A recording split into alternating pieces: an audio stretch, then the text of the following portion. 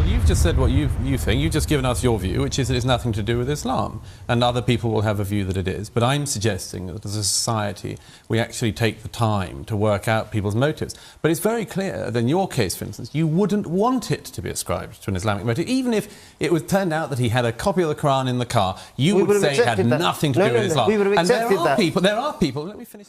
Are you tired of the mental gymnastics people perform to avoid talking honestly about Islam and terrorism? Get ready, because you're about to watch Douglas Murray dismantle the denial squad in epic fashion. Douglas, on the one hand, you're saying, look, we don't want to cower to the terrorists, we don't want to be singing their agenda, and yet the first thing everybody uses is the word Islam.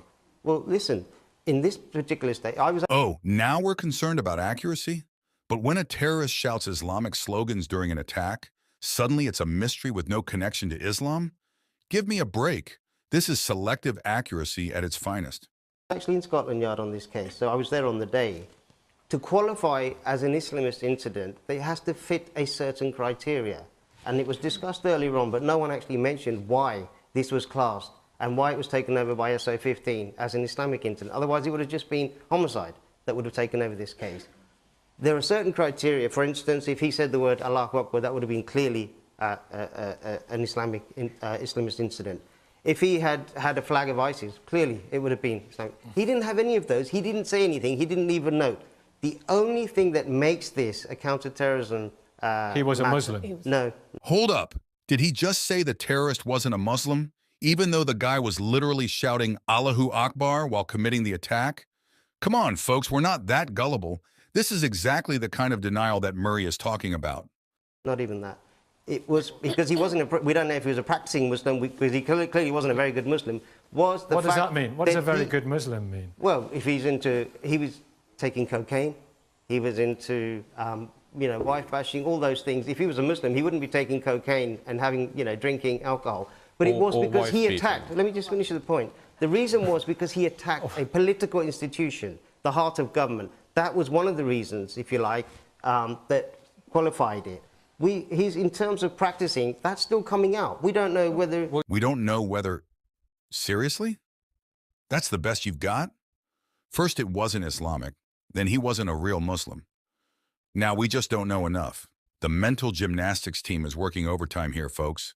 They'll do anything to avoid facing the uncomfortable truth. You've just said what you think. You've just given us your view, which is that it's nothing to do with Islam. And other people will have a view that it is. But I'm suggesting that as a society, we actually take the time to work out people's motives. But it's very clear that in your case, for instance, you wouldn't want it to be ascribed to an Islamic motive. Even if it was turned out that he had a copy of the Quran in the car, you would say it had nothing to do with Islam. We would have accepted that. There are people, let me finish the point. And there are people who would say it has something to do with Islam, even if it's very clear that it has nothing to do with Islam. But there are, in this whole thing, my simple point is that we should be looking at the motives, and at the moment there are parts of the anti-terrorism and counter-extremism strategy where the government is, and politicians are very worried about treading on it. And you saw it, as was mentioned earlier, in Theresa May's comments in the House this week, where she immediately ruled one aspect of this whole thing. So when you speak about journalism and accuracy, of course, and we all want the truth. It's not just you, I disagree it's me. That we all want the truth. Okay, so let me tell you, for myself, and I can speak on behalf of perhaps 99% of the British Muslim public, that generally none of us know the motives behind people who carry out these acts. I myself am very much part of this society. I'm born and raised a Londoner. I'm an observant Muslim, and you don't see somebody like me carrying out these acts inspired by my faith. Therefore, that doesn't mean that the people who do it I'm not saying I'm not, and people are analysing scripture. It's not whether it's the Quran or the biblical scripture. You seem to be quite hung up on the fact that this is a Quranic scriptural point. Scriptures are open to interpretation, and literalists. If they're not quoting scripture, why are we bringing scripture into this? If they're not quoting scripture, because a lot of them quote the verses that say, "Find the infidels, root them out, and kill them." I debate these. Douglas wanted to come in. Douglas, come on. This is a great example of it right here.